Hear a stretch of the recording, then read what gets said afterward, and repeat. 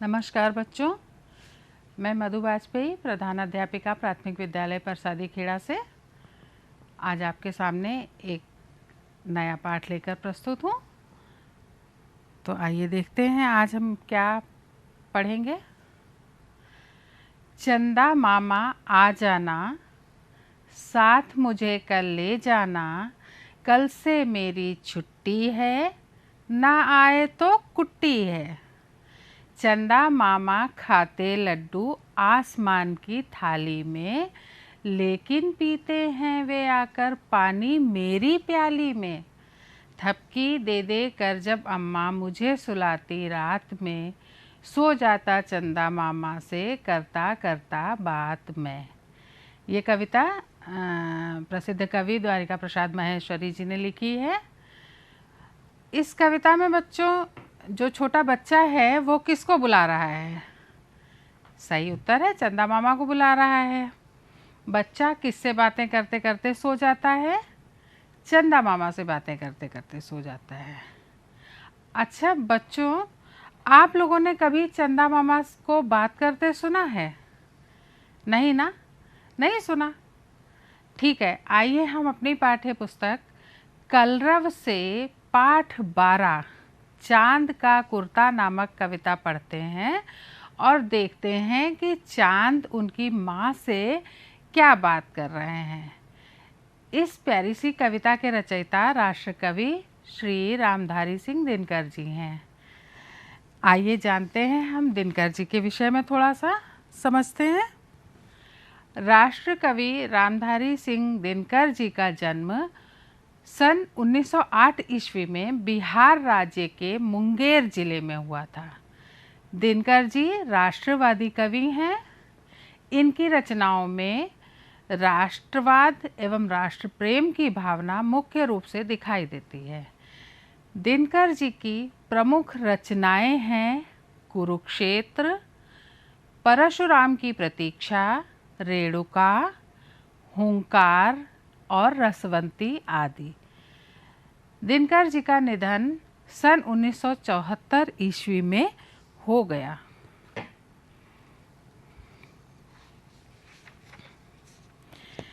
हट कर बैठा चांद एक दिन, माता से यह बोला, सिलवा दो माँ मुझे ऊन का मोटा एक झिंगोला। सनसन चलती हवा रात भर जाड़े से मरता हूँ, ठिठुर ठिठुर कर किसी तरह यात्रा पूरी करता हूँ। आसमान का सफ़र और यह मौसम है जाड़े का, अगर ना हो तो ला दो कुर्ता ही कोई भाड़े का। बच्चे की सुन बात कहा माता ने, अरे सलोने, कुशल करें भगवान लगे ना तुझको जादू टोने। जाड़े की तो बात ठीक है पर मैं तो डरती हूँ, एक नाप में कभी नहीं तुझको देखा करती हूँ। तो सुना आपने बच्चों कि चांद और उसकी माँ क्या बात कर रहे हैं। इस कविता के कुछ कठिन शब्द हैं जिनका अर्थ आपके लिए बहुत ज़रूरी है जानना। तो देखिए कौन कौन से कठिन शब्द हैं। पहला शब्द है हठ। हठ माने होता है, हठ का अर्थ होता है ज़िद। दूसरा झिंगोला।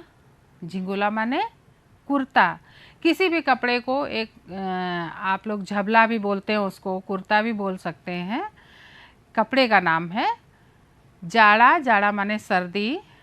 ठिठुरना माने सर्दी से कांपना। जब बहुत ठंड होती है तो एकदम कांपते हैं हम लोग, उसको ठिठुरना कहते हैं।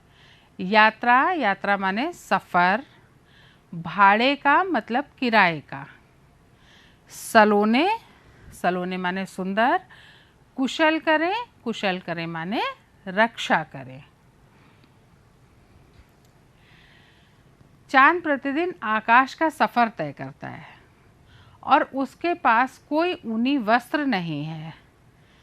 वह सर्दियों की रात आसमान की ठंडक और तेज हवा से बचने के लिए अपनी माँ से ऊनी कुर्ता सिलवा देने की जिद कर रहा है, जिसको पहनकर वह आसमान का सफ़र तय कर सके और जाड़े से भी बच सके। देखिए चांद किस तरह से अपनी माँ से कहता है, हट कर बैठा चांद एक दिन, माता से यह बोला, सिलवा दो माँ मुझे ऊन का मोटा एक झिंगोला। इसका अर्थ समझते हैं बच्चों? चांद क्या कहता है, अपनी माँ से जिद करने लगता है और अपनी माता से कहने लगा कि माँ मुझे एक ऊन का बना हुआ मोटा वस्त्र सिलवा दीजिए। अब किस लिए सिलवा दीजिए, क्या कारण बता रहा है? चांद कह रहा है, सन सन चलती हवा रात भर जाड़े से मरता हूँ, ठिठुर ठिठुर कर किसी तरह यात्रा पूरी करता हूँ।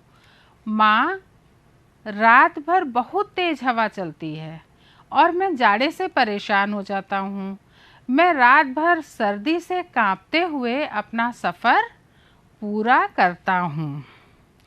आसमान का सफ़र और यह मौसम है जाड़े का, अगर ना हो तो ला दो कुर्ता ही कोई भाड़े का। चांद कहता है, माँ एक तो आसमान में सफ़र करना पड़ता है मुझे, और ऊपर से ये जाड़े का मौसम, और जाड़े का मौसम और भी परेशानी का कारण बन गया है। अगर आप सिलवा नहीं सकती हैं मेरे लिए तो मुझे कोई किराए पर ही कुर्ता ला दीजिए, जिसको पहनकर मैं अपनी रात काट सकूं और अपना सफ़र पूरा कर सकूं। अब जब चांद ऐसी बात कहता है माँ से, तो माँ क्या उत्तर देती हैं? चांद की बात सुन के माँ क्या कहती हैं? बच्चे की सुन बात कहा माता ने, अरे सलोने, कुशल करें भगवान लगे ना तुझको जादू टोने। अब चांद की बात जब माँ सुनती हैं तो क्या कहती हैं कि अरे मेरे प्यारे बच्चे, ईश्वर आपकी रक्षा करे, आपको किसी की नज़र ना लगे या किसी तरह का जादू टोना ना लगे। जाड़े की तो बात ठीक है पर मैं तो डरती हूँ, एक नाप में कभी नहीं तुझको देखा करती हूँ। तो माँ कहती है कि बेटा जाड़े की बात तो तुम सही कह रहे हो, जाड़ा तो है और आसमान के सफ़र में आपको जाड़ा भी लगता होगा, लेकिन मेरा डर तो दूसरा ही है। मैंने तो कभी आपको एक नाप में देखा ही नहीं, फिर मैं कैसे कुर्ता सिलवा दूँ आपके लिए। अगला भाग देखते हैं कविता का। आगे माँ क्या कहती हैं? कभी एक अंगुल भर चौड़ा, कभी 1 फुट मोटा, बड़ा किसी दिन हो जाता है और किसी दिन छोटा, घटता बढ़ता रोज किसी दिन ऐसा भी करता है, नहीं किसी की आँखों को तू दिखलाई पड़ता है। अब तू ही तो बता नाप तेरी किस रोज दिलाऊं, सीधे एक झिंगोला जो हर रोज बदन में आए। तो माँ क्या कहती हैं बच्चे से? ये देखिए, इसके कठिन शब्द देख लीजिए। अंगुल, अंगुल माने एक उंगली के बराबर, उंगली का एक ये जो पोर होता है आपका, इसको अंगुल बोलते हैं, या एक उंगली के बराबर मोटाई, इस हिस्से को अंगुल बोलते हैं। बदन कहते हैं शरीर को, बदन माने शरीर। अब इसका भावार्थ देखते हैं, माँ क्या कह रही हैं बच्चे से। कभी 1 अंगुल भर चौड़ा, कभी 1 फुट मोटा, बड़ा किसी दिन हो जाता है और किसी दिन छोटा। अब माँ की परेशानी तो दूसरी है। माँ कहती हैं, बेटा कौन सा ऐसा कुर्ता सिलवाऊं जो तुम्हें आ जाए, आप कभी तो बस 1 अंगुल भर चौड़े दिखाई देते हो, यानी बहुत पतले से, और कभी 1 फुट मोटे हो जाते हो, किसी दिन बड़े दिखाई देते हो और किसी दिन एकदम से छोटे हो जाते हो। घटता बढ़ता रोज किसी दिन ऐसा भी करता है, नहीं किसी की आँखों को तू दिखलाई पड़ता है। अब आप प्रतिदिन तो घटते बढ़ते रहते हो, अपना आकार कभी घटा लेते हो कभी बढ़ा देते हो, किसी भी दिन आप एक समान नहीं रहते हो, और घटते बढ़ते हुए किसी किसी दिन तो ऐसा भी होता है कि आप बिल्कुल किसी को दिखाई ही नहीं पड़ते हो। अब तू ही तो बता नाप तेरी किस रोज लिवाएं, सीधे एक झिंगोला जो हर रोज बदन में आए। माँ कहती है, अब इतनी परेशानियाँ हैं तेरे साथ, तू कभी भी एक नाप में नहीं दिखता है, कभी छोटा कभी बड़ा, कभी पतला कभी मोटा। तो अब आप ही बताओ कि मैं किस दिन आपके कुर्ते की नाप दिलवा दूं जो आप सिलवा कर प्रतिदिन पहन सको। अच्छी लगी कविता बच्चों? और अर्थ समझ में आया आपको? अब देखिए इसके अभ्यास के कुछ प्रश्न हैं जो हम करते हैं। पहला प्रश्न है, चांद ने माँ से क्या कहा? क्या कह रहा था चांद? चांद ने माँ से एक ऊनी कुर्ता सिलवा देने के लिए कहा। हाँ बच्चों, ये प्रश्न उत्तर आप अपनी अभ्यास पुस्तिका में भी लिखते जाएंगे। तो चांद ने अपनी माँ से ऊनी कपड़ा सिलवाने के लिए कहा। प्रश्न 2 पे आइए। चांद ने झिंगोला सिलवाने की बात माँ से क्यों कही? उत्तर है, क्योंकि सर्दी का मौसम, ठंडी हवा और आसमान के सफ़र में चांद जाड़े के कारण कांपता रहता था, इसलिए उसने माँ से झिंगोला सिलवाने की बात कही। प्रश्न 3 है बच्चों, चांद कब बड़ा दिखाई देता है? बच्चों प्रतिदिन आप अगर आसमान में देखो, आप जब भी रात में आसमान की तरफ देखते होंगे, आपको कभी भी चांद का आकार एक जैसा नहीं दिखाई देता है ना? सही बात, एक जैसा कभी नहीं रहता है। तो वो कौन सा दिन होता है जिस दिन चांद सबसे बड़ा, गोल और सुंदर दिखाई देता है? वो तिथि होती है बच्चों, इसका उत्तर है पूर्णमासी की तिथि को। जिस दिन चंद्रमास का महीना पूरा होता है, पूर्णमासी की तिथि होती है, उस दिन चांद सबसे बड़ा दिखाई देता है। और अगला प्रश्न है, चांद कब नहीं दिखाई देता? कौन सा ऐसा दिन होता है जिस दिन चांद नहीं दिखाई देता? उस तिथि को क्या कहते हैं बच्चों? उत्तर है अमावस्या की तिथि को।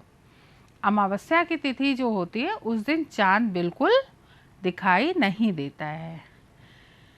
अब आइए नीचे दूसरे प्रश्न पे, अगले प्रश्न पे, नीचे लिखी पंक्तियों को पूरा करिए। का है सनसन चलती, उसके बाद खाली जगह है आपके लिए, रिक्त स्थान है, और फिर है मरता हूँ। इस लाइन को आप पूरा करेंगे। सनसन चलती हवा रात भर जाड़े से मरता हूँ। ठीक है, बीच में आप भरेंगे हवा रात भर जाड़े से, तब ये पंक्ति आपकी पूरी होगी। सनसन चलती हवा रात भर जाड़े से मरता हूँ। खा है बच्चे की सुन, उसके बाद रिक्त स्थान है सलोने, इसको पूरा करेंगे। बच्चे की सुन बात कहा माता ने अरे सलोने, तो इसमें क्या भरेंगे? बच्चे की सुन के बाद जो लाइन है आपकी, कहा सुन, फिर बात, कहा माता ने अरे, फिर सलोने। ठीक है, इस तरह से ये एक्सरसाइज करेंगे आप। अब भाषा के अभ्यास पे आइए। इसमें भाषा के कौन कौन से शब्द नए सीखे आपने और उनके विषय में थोड़ी और जानकारी बढ़ाइए अपनी। पहला प्रश्न है, नीचे दिए गए शब्दों के समान अर्थ वाले, यानी जिनको कहते हैं समानार्थी, जो समान अर्थ वाले दो शब्द होते हैं उनको समानार्थी शब्द कहते हैं। शब्दों को मिलाइए। तो आपके सामने दिए हुए हैं, सामने सामने लिखे हुए हैं समानार्थी शब्द। पहला शब्द है आसमान। आसमान आप सब जानते होंगे, आसमान का समानार्थी शब्द है आकाश। हठ, हठ का समानार्थी है जिद। बोलते हैं ना आप, कभी मम्मी बोलती होंगी कि बहुत हठ कर रहे हो और किसी चीज़ की जिद करते हो, तो मम्मी कहती है इतनी हठ अच्छी बात नहीं है। तो हठ और जिद एक ही शब्द है, एक ही शब्द के दो शब्द हैं, मतलब इनका अर्थ एक ही है, हठ और जिद का। अगला शब्द है आपका भाड़ा। भाड़ा का समानार्थी शब्द होता है किराया। आप भाड़ा कहेंगे तो भी वही अर्थ निकलता है और किराया बोलेंगे तो भी वही अर्थ निकलता है। बदन, बदन का समानार्थी शब्द है शरीर, और सफ़र का समानार्थी शब्द है यात्रा। तो बच्चों ये सब आप अपनी अभ्यास पुस्तिका में अवश्य लिखेंगे। अगला प्रश्न है, नीचे दिए गए शब्दों के विलोम शब्द लिखिए। पहला शब्द है मोटा, मोटा का विलोम पतला। आप लोगों ने विलोम शब्द पहले भी पढ़े हैं बच्चों, कई पाठों में आप विलोम शब्द पढ़ चुके हैं और विलोम का अर्थ आपको पता होगा उल्टा। तो मोटा का पतला, जाड़ा का विलोम गर्मी, चौड़ा का संकरा, मोटा का पतला, बड़ा का विलोम छोटा और घटता का विलोम बढ़ता। ठीक है, अब आइए देखते हैं इस कविता में और क्या है जो हमने सीखा इस कविता के माध्यम से। बच्चों, आपके सामने ये एक चित्र है। ये चित्र पूरे चंद्रमास का है और इस चित्र में चंद्रमा की जो स्थिति दर्शाई गई है आपको, उसको चंद्रमा की कलाएं भी कहते हैं। ठीक है, चंद्रमा की कलाएं कैसी होती हैं? देखिए, ये है आपका पूर्णिमा का चांद, जिस दिन पूरा चंद्रमा दिखाई देता है। देखिए, पूरा चंद्रमा आपको दिखाई दे रहा है। और पूर्णिमा हिंदी महीने या चंद्रमास का आखिरी दिन होता है। उस दिन पूरा महीना पूरा हो जाता है और चंद्रमास की शुरुआत पूर्णिमा के अगले दिन से होती है, अगले चंद्रमास की। उसको कहते हैं प्रतिपदा, या घरों में हमारे उसको परेवा भी बोलते हैं, परेवा या परिवा, लेकिन सही शब्द होता है प्रतिपदा। और देखिए, उस दिन से चांद थोड़ा सा काला दिखने लगता है, थोड़ा हिस्सा उसका काला होता है, फिर ये काला हिस्सा बढ़ते बढ़ते इस तरह से प्रतिदिन थोड़ा बढ़ता है। देखिए, आपको दिखाई दे रहा होगा चित्र में। और ये अमावस्या के दिन पूरा काला हो जाता है, अर्थात हमें बिल्कुल नहीं दिखाई देता है। अभी हमने पढ़ाते हुए भी आपको प्रश्नोत्तर में भी बताया किस दिन चांद नहीं दिखाई देता है। अमावस्या के दिन चांद बिल्कुल नहीं दिखाई देता है। ठीक है, ये अमावस्या यानी आधा माह पूरा हो गया। प्रतिपदा से अमावस्या तक आपका आधा चंद्रमास पूरा होता है और फिर इस पक्ष को कृष्ण पक्ष कहते हैं। महीने का ये जो पक्ष है जिसमें चांद घटता जाता है धीरे धीरे, इस पक्ष को कृष्ण पक्ष कहते हैं। और उसके बाद धीरे धीरे चांद बढ़ना शुरू हो जाता है और बढ़ते बढ़ते बढ़ते बढ़ते पूर्णिमा के दिन, जिस दिन पूरा मास पूरा होता है, उस दिन चांद पूरा दिखाई देता है। इस तरह से आप देखेंगे कि आधे महीने में इधर आधे महीने में इधर चंद्रमा की स्थितियां एक जैसी होती हैं। ठीक है, जैसे यहाँ पूर्णिमा के बाद पहले दिन इधर से आधा कटा हुआ चांद है और इधर पूर्णिमा के एक दिन पहले चतुर्दशी को इधर से कटा हुआ है। ये स्थिति बराबर बनी रहती, इसलिए चंद्रमा की कलाएं 16 होती हैं, लेकिन चंद्रमास 30 दिन का होता है। तो इस कविता के माध्यम से हमने सीखा कि चंद्रमा कभी एक आकार में हमें दिखाई नहीं देता। कृष्ण पक्ष की प्रतिपदा तिथि, जिसको परिवा कहते हैं, उससे चंद्रमा घटता हुआ दिखाई देता है और 15वें दिन अमावस्या को बिल्कुल नहीं दिखाई देता है। अमावस्या के अगले दिन शुक्ल पक्ष प्रारंभ होता है, उसको उजेला पाक भी कहते हैं। हम लोग अपनी बोलचाल की भाषा में उजेला पाक भी कहते हैं। तो उस दिन से चंद्रमा धीरे धीरे बढ़ना शुरू होता है और पूर्णमासी तिथि को पूरा हो जाता है, पूरा चंद्रमा हमें दिखाई देता है। तो इस प्रकार चंद्रमा की घटने बढ़ने की इन क्रियाओं को ही चंद्रमा की कलाएं कहते हैं। और कृष्ण पक्ष की प्रतिपदा से प्रारंभ होकर शुक्ल पक्ष की पूर्णमासी को एक चंद्रमास पूरा हो जाता है।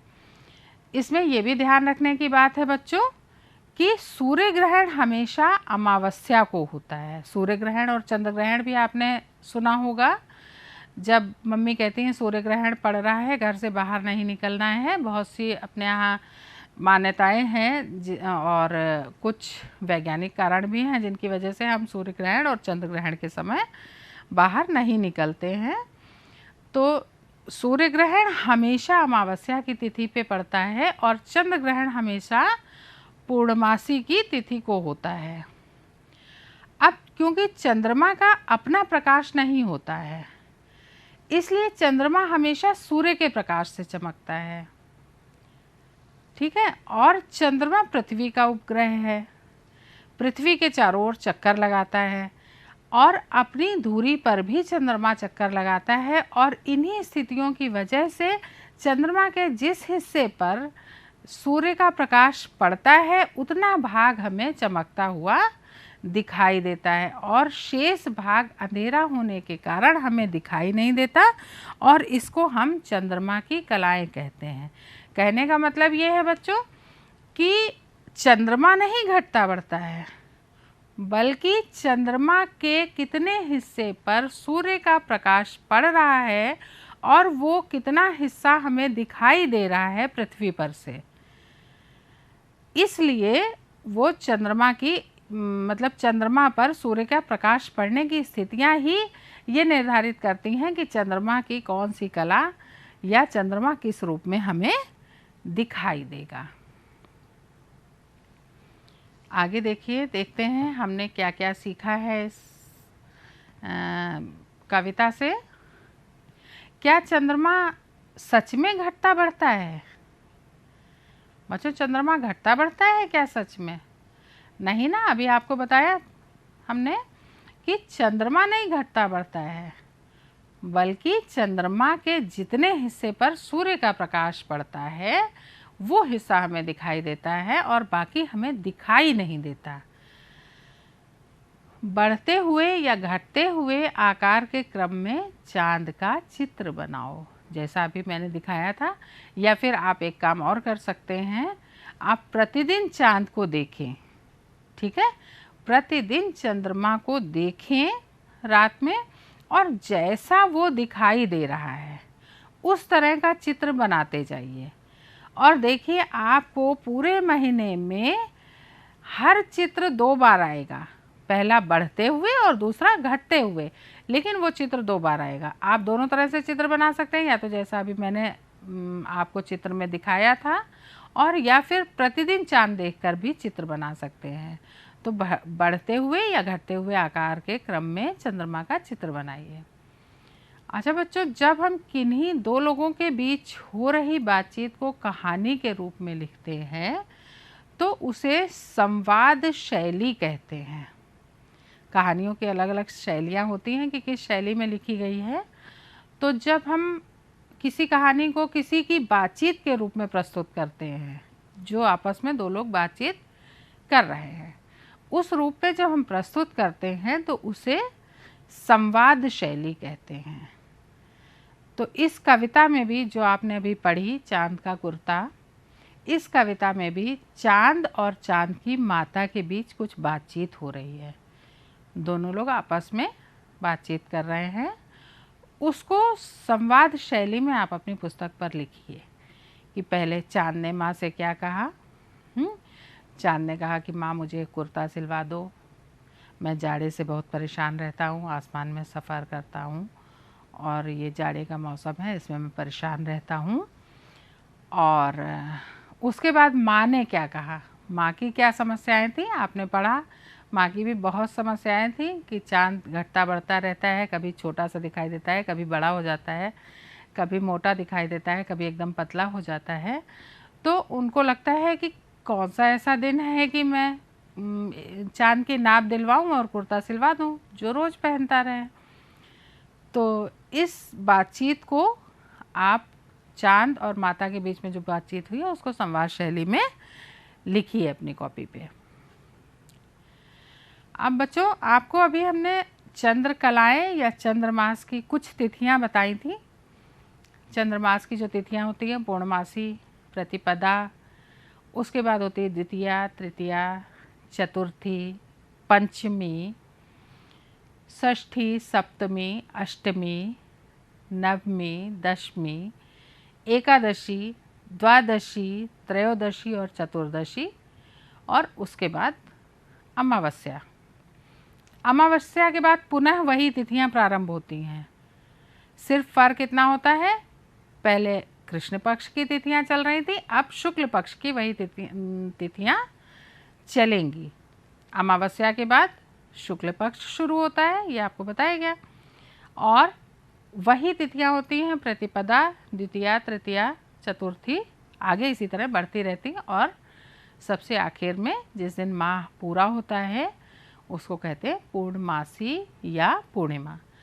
तो चंद्रमास की ये जो तिथियां हैं इनको पता करिए और लिखिए और याद भी कीजिए। दूसरा प्रश्न है गृह कार्य के लिए आपका, झिंगोला पहने हुए चांद का चित्र बनाइए। ठीक है, झिंगोला पहने हुए चांद का चित्र बनाइए। कल्पना कीजिए कि चांद कैसा लगेगा झिंगोला पहन के, है ना, और उसका चित्र बनाइए। जैसा आपकी कल्पना में आ रहा है चांद कि झिंगोला पहनकर लग रहा है, वैसा चित्र आप बनाइए। प्रश्न 3 है, कभी कभी आप भी अपनी माँ से किसी तरह की ज़िद करते होंगे। सभी बच्चे करते हैं, सभी बच्चे अपनी माँ से कुछ ना कुछ लेने की ज़िद करते हैं और माँ आपको समझाती होंगी कि वह ज़िद को क्यों नहीं पूरा कर सकती। क्योंकि बच्चों हर ज़िद नहीं पूरी की जा सकती, सभी में समस्याएं होती हैं, कुछ पूरी करने योग्य होती हैं, कुछ नहीं होती हैं। कुछ माता पिता पूरी कर सकते हैं, कुछ नहीं पूरी कर सकते। तो जब कभी आपने ऐसी कोई ज़िद की हो और आपकी माँ आपको समझाती हो कि बेटा ये बात मैं आपकी नहीं मान सकती और ये ज़िद मैं नहीं पूरी कर सकती, ऐसी कोई घटना आपके साथ हुई हो तो उसको याद करके लिखिए अपनी कॉपी में।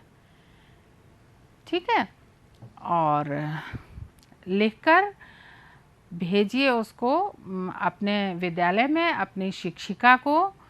और देखिए कि फिर देखिए अलग अलग बच्चों की क्या क्या ज़िद होती हैं और किस किस तरह की आप लोग ज़िद करते हैं।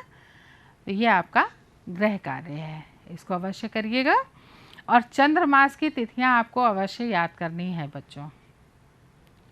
ठीक है, और जानना है कि चंद्रमास कितने दिन का होता है। ठीक है, और चित्र बनाने हैं। इतना काम है आपके लिए।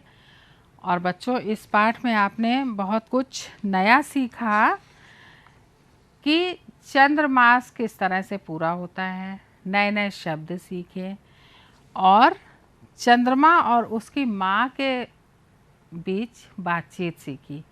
ये संवाद शैली भी आपके लिए बहुत महत्वपूर्ण है, इसको भी याद करिए। और अगले पाठ में मैं आपसे फिर मिलूँगी, तब तक के लिए नमस्कार बच्चों, धन्यवाद।